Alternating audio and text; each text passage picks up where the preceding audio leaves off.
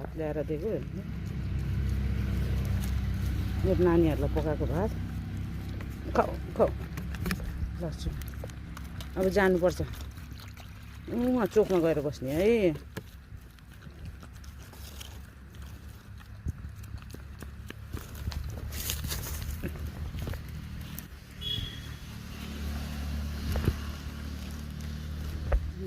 कस्तो मजाले खाएको हेर्नु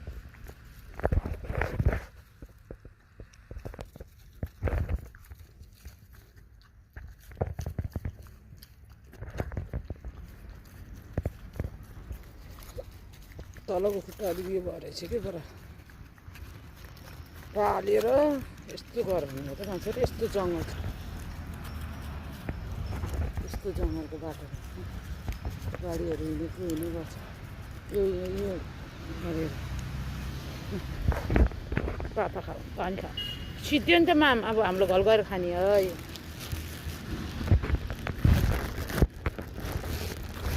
अलिअलि प्लास्टिक पनि छिट्टै नि खाने भोक लागेर हेर त त्यो प्लास्टिक पनि अलिअलि